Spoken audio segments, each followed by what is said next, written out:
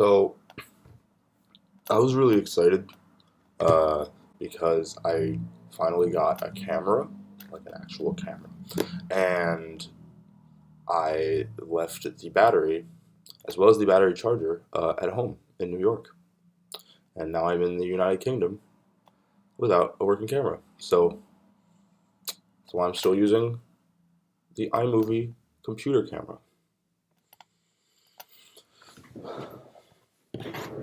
Look, there's the bag. I brought the bag. I brought the camera, but there's no battery. Because I'm an idiot. Ugh, I'm so fucking annoyed at myself. But regardless, uh, there's a movie that I saw a couple days ago. It's called Gangs of New York. It's directed by Martin Scorsese or Scorsese or Scorsese or Scorsese or Schwarzenegger or I ran out of funny things to say. And it's good. It's like damn good. I enjoyed it a lot. It came out in 2002. It was nominated for 10 Oscars, and I think it's underrated. And you may be thinking, Dyami, yes, how can a movie nominated for 10 Oscars be underrated? Do you want me to tell you? Yes. Do you really? Yes, I do. Well, it's simply because I never hear anybody talking about this movie. I think I just need better friends. I think I do. So if you're watching this and you think you're my friend, you are banned from my friendship. Goodbye. Good riddance. Anyway, Gangs of New York. It's a good film. It's about a guy played by Leonardo DiCaprio, and his name is Amsterdam, which is a great name. And he's he's a little boy in not Leonardo DiCaprio, the boy playing a younger version of the character. He's a little boy in like late 1800s, mid to late 1800s New York City, living in Five Points, not Five Points, Queens, the art graffiti area that got knocked down. Not that 5 points. 5 points in Manhattan. And there's hella gangs. Hella gangs. And he's in one of them called the Dead Rabbits, which I guess is a gang of like Irish immigrants who, live in New York. And he's the son of Liam Neeson, who is either a priest or that's just like his name slash how he dresses. Because when they show his name, it's priest, but like the priest is in apostrophes. So I didn't know if he was a real priest. He dressed like a priest. He walked around with a crucifix, you know, and he fondled the children. But I didn't know if he was an actual priest. Like, so yeah, so he's there, and he's the dad of Leonardo DiCaprio, as I said. And spoiler alert, they go into this battle in the very beginning of the movie with a gang of, they call themselves the natives, but it's not Native Americans. It's like uh, guys who are like, well, I mean, it's not like, American Indians as they're so called. Like, they're not Indian, but whatever. I'm not even going to talk about that because that's nothing to do with this movie. There's just a bunch of dudes who, born and raised in New York City, led by the Londoner, not Londoner, I don't know where he's from, but led by the Englander, Daniel Day-Lewis. And Daniel Day-Lewis is so good in this movie. My hair's a little messy. Why is my hair messy? Oh yeah, because I just got out of bed like a couple hours ago.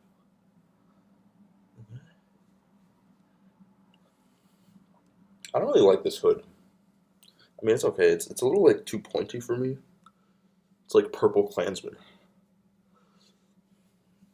So yeah.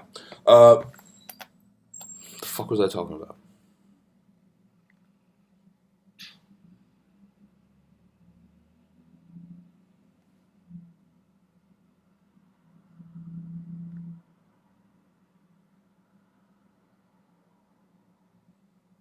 Gangs of New York.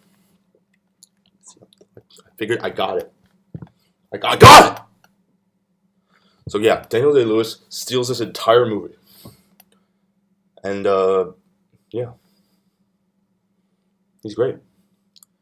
He's got kind of a funny accent that I've kind of a hard time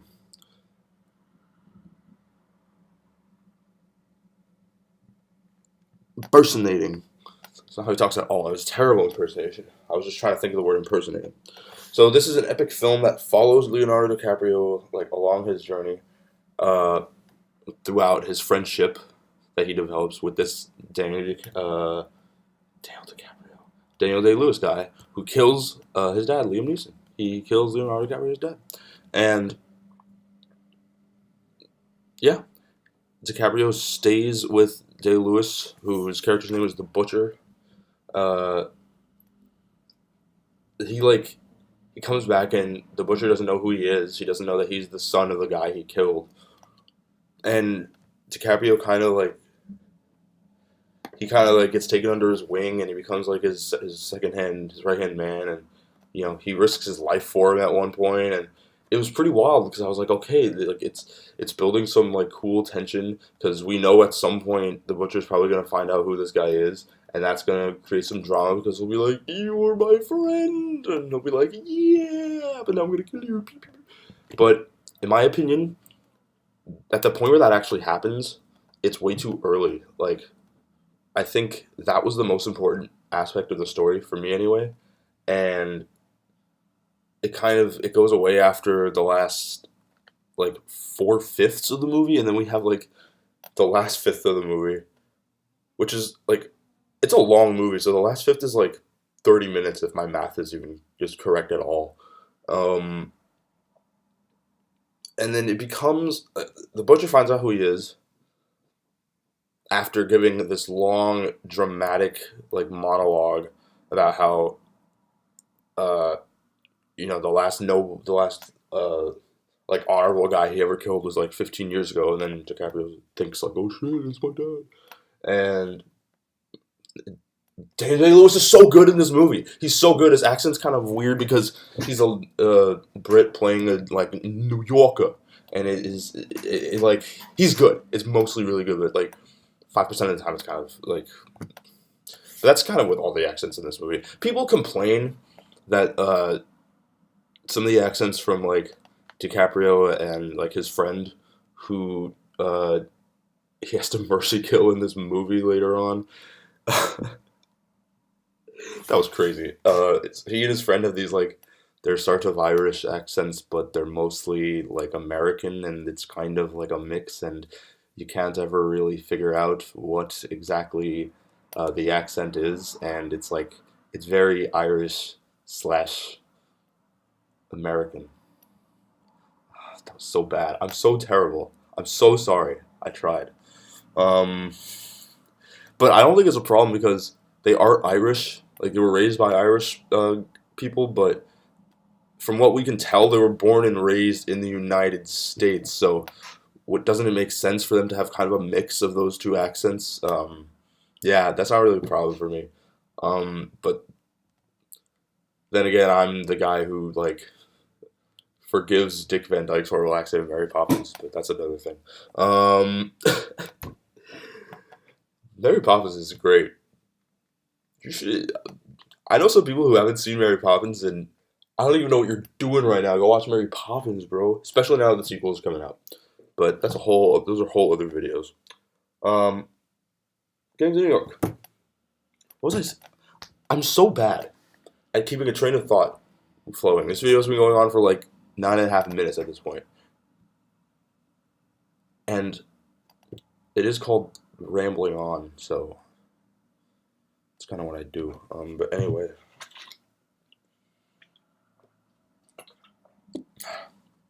It's Tesco apple juice.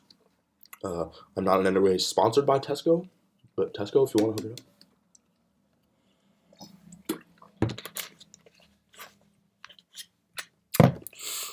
Tesco apple juice. Yeah. So this period where Amsterdam, DiCaprio, and the butcher, Daniel Day-Lewis, are like friends is the most interesting part of the movie to me. And up to the last chunk of the movie, like it stops because he finds out who he is, and there's this wild scene where he's like, the crowd is chanting for him to kill DiCaprio, to murder him right there. But Day-Lewis is like, he will be God's last man, spared by the butcher. And he like brands his cheeks, and Cameron Diaz, who by the way is the love interest in this movie, is like, no, don't do it. And then there's one final battle, and the battle culminates in. This, by the way, is mentioned in the header section of the Wikipedia article in this movie. Like, I looked up this movie to like look about like when it came out and who the director was, because I didn't know it was Scorsese and who was in it, blah blah blah. So I went to Wikipedia and looked at it, and literally at the top of the page it says the film culminates in the violent confrontation between DiCaprio and Daniel Day-Lewis. And it's like, why would you put that there? That's like a spoiler. That it's like, I knew that Day-Lewis would probably find out about who DiCaprio actually was, but that doesn't mean everyone else is going to predict it. So why do you spoil it for people? Like God, it's the Sing trailer all over again. And the Thor Ragnarok trailer. And the Spider-Man Homecoming trailer. Marvel... I don't watch Marvel trailers anymore. They're too spoilery. I mean, except for the Infinity War trailer, which literally had things that didn't happen. But whatever. Yeah. Getting to New York. Good. Yeah. So it's climax. It, like, culminates in this confrontation between the now... rejuvenated Dead Rabbits, because that was the old Irish gang that died when Liam Neeson died.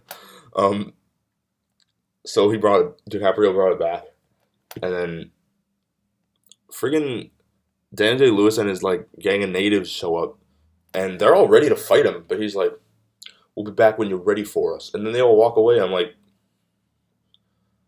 fucking pussy, fight him now! Like, what? That was weird. I didn't get that. Maybe I'll have to rewatch it again, and I might actually soon. I think I might. I think I will. It's good. Yeah. So the climax happens after that, and it says. It doesn't say anything. Well,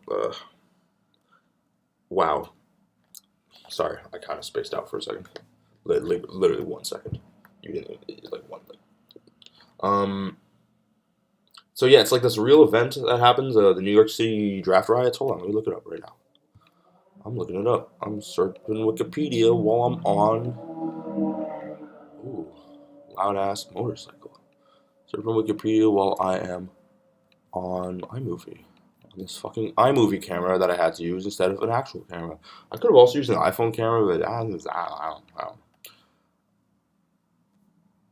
Right here on the top of Wikipedia. It culminates in a violent confrontation between Cutting and his mob with the protagonist and his allies, which prefaces the real-life New York draft riots of 1863. So, these were these draft riots, these riots that were part of the American Civil War. It's related to something that they show in this movie is that like the first draft ever is happening in America, which this was like an actual thing, as far as I'm aware, as far as Wikipedia seems to be aware. And so people reacted very negatively to that because they were like, "You can't force us to go to war. Fuck you. We don't care what's happening in the South. We don't care about slavery. Slavery. Who cares, man?" And they're just like, "Fuck you. We don't want to do this." And it starts in like riots, which become very racially charged, and it's a disaster, and there's some really grim imagery in this movie that is kind of subtle and not really in the foreground, but it'll stick with me. Um,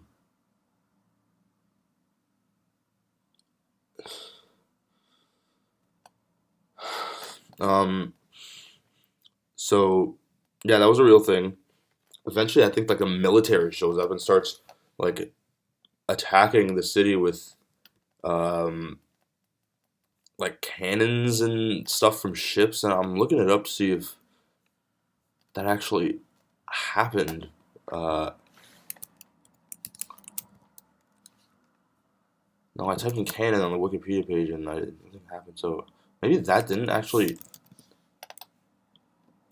happen. Maybe they didn't actually fire ships onto them. That's what happens in the movie. Like literally, like the military shows up and just there's ships on the side of Manhattan on the river with cannons, and they just start firing like cannons and or bombs or something into the city, and it was wild. And I was like, if that actually has happened, that's crazy that I haven't heard about that, or at least forgot about it since learning about it in social studies class. But I don't know. As far as Wikipedia can tell, that doesn't really happen. I mean, I'll read it some more, but I don't know. So yeah, that's crazy. Good movie. And then DiCaprio finally kills. This looks like he's jacking him off, but I meant to. It's meant to be like a stabbing motion. See, like, I'm gonna stab you. But yeah, he kills. He kills friggin' the butcher, and butcher's like, I could die a free American. Stop. He's like, I can die a free American, and he dies. And wait, does he even stab him? No, he gets like in. Maybe he does stab him, but from what I can tell, it's like some shrapnel from the bombs or whatever, and that goes into him, and he dies. They die holding hands, which is nice. Cameron Diaz, who I've barely talked about because she's fine. I mean, no, she's good. No, she is good. It's just her character. No, her character's good. Her character kind of fucked up. It's just that when I think of the rest of the movie, she kind of fades into the background. But yeah, she's fucked up. There's literally a scene where DiCaprio starts slapping her, and I was like, "Whoa!" And not, she's slapping him back, but he's the one who initiates it, I think, and he's hitting her really hard, and then they're just like really close, and they just start making out. She like tries to bite him. She's like ah, ah, and then they get like into it, and then she bites him, and they start like making out just right there, and I was like, yeah, y'all are some fucked up individuals, but I mean, if that's what you like, I won't judge, but it's kind of fucked up to reward domestic abuse with sex. Yes. Oh well. We do find out some shit about her in the butcher later, but I don't want to go into that. But yeah, Gangs of New York is a really good movie. They bury the butcher and Liam Neeson right next to each other, and then the movie ends with a really cool shot and of like old New York fading into new New York. Not new New York from Futurama, though that would be dope if at the end this turned out to be a Futurama tie-in. I would applause, because Futurama was out by the time this movie came out, so. Yeah. So yeah, Gangs of New York. It's a Futurama.